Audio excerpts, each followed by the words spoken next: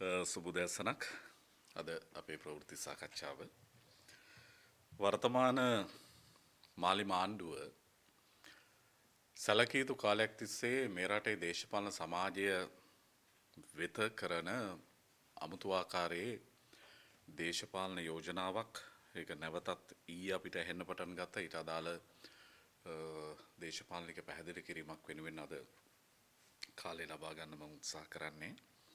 ලංකාවේ දේශපාලන සමාජයේ පුරවැසි සමාජයක් විදිහට ඉතාම සවිඤ්ඤක බව දැනගෙන ඒ සවිඤ්ඤක භාවයට ගරු කරමින් තමයි මේ සිද්ධාන්තමය අදහස මම පළ කරන්න කල්පනා කළේ.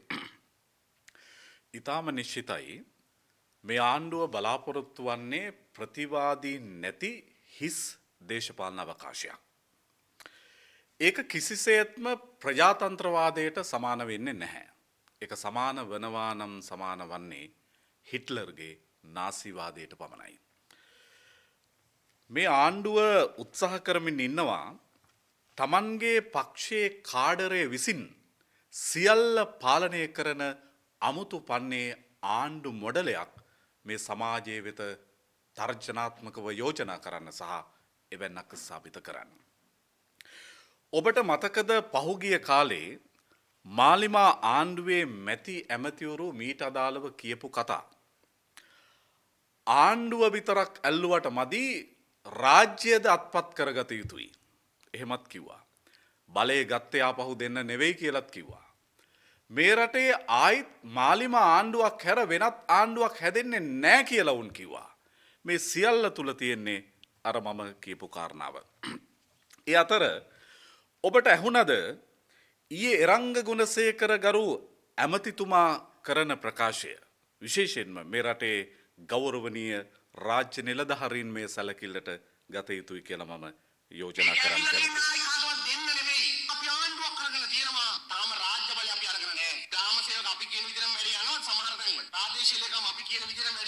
විසාපති අපි කියන විදිහට වැඩ යනවද? නෑ. එහෙමනම් මොකද්ද වෙන්න ඕනේ? අන්න මෙතන ඉන්න කෙල්ල කොල්ල රාජ්‍යාන්තරයට එන්න ඕනේ. ලංකාවේ පළවෙනි වතර මුතුනට අත තියලා තියෙනවා. සියලු දෙනා මම නැවතත් කියන්නේ මේක කිසිසේත්ම ප්‍රජාතන්ත්‍රවාදය නෙවෙයි, මේක තමයි නාසිවාදය. ජනාධිපතිකම, අගමැතිකම, මැති ඇමති දුර, පාර්ලිමේන්තු බලය, පළාත් සභාවේ ආණ්ඩුකාර දුර, පළාත් පාලන ආයතනවල බලය මේ සියල්ල තිබියදී එය පමණක් ප්‍රමාණවත් නැහැ කියලා නේද ආණ්ඩුව මේ කියන්න උත්සාහ කරන්නේ. ඒ පවතින ලැබුණු බලය ප්‍රමාණවත් නැහැ කියලා කියන මේ ආණ්ඩුව අපිට යෝජනා කරන්න උත්සාහ කරනවා. විශේෂයෙන්ම ඊයේ මේ රංග ගුණසේකර ගරු අමාත්‍යතුමා කියන්න උත්සාහ කරන කතාව තමයි අපේ ගමේ ග්‍රාම නිලධාරීකමයි අපේ ප්‍රදේශයේ තියෙන ප්‍රාදේශීය ලේකම් දුරයයි මහදිසාපතිකමයි මාලිමාවේ JVP දේශපාලන කාඩරය විසින් මෙහෙවිය යුතුයි කියලා නේද මේ කියන්නේ. මේ සමාජය දේශපාලනිකව මේ කාරණාව තේරුම් ගත යුතුයි කියලා මම ඊටාම ගෞරවයෙන් ඔබට යෝජනා කරන්න කැමතියි. මේක තමයි හිට්ලර් එදා ලෝකයට සහ ඒ ප්‍රදේශයට ඒ කලාපයට යෝජනා කළේ. හිට්ලරුත් මුලින්ම කළේ නාසිවාදයට ජාතික සමාජවාදය කියලා ලස්සන අලුත් නමක් දාගත් එක. මේ ආණ්ඩුවත් Taman විසින් කරන කුරිරු දේශපාලන යෝජනාවලට ලස්සන වචන එකට එකතු කරලා තමයි මේ කතාව කියන්නේ. ඒ සියල්ල ඇතුලේ මම නැවතත් කියන්නේ මීට සියවස් ගණනාවකට පෙර මේ මිනිස් ශිෂ්ටාචාරය විසින් ප්‍රතික්ෂේප කරපු ප්‍රජාතන්ත්‍රවාදයට ගොඩාක් ඈත දේශපාලන සංකල්ප තමයි ඕන් මේ විදිහට යෝජනා කරන්න උත්සාහ කරන්නේ. හිට්ලර් එදා කිව්වෙත් අද්විතීයම පිරිසිදුම මිනිස්සු ඉන්නේ නිල් පාට ඇස් තියෙන රත්තරම් පාට කෙස් තියෙන නාඩික් ආර්යයන් තමයි ලෝකේ ඉන්න විශිෂ්ටතම ජාතිය. ඒ අය ඒ මිනිස්සු ඉපදිලා ඉන්නේ පාලනය සඳහාමයි. ඒ නිසා ඒ අය පමණයි පාලනය කළ යුත්තේ.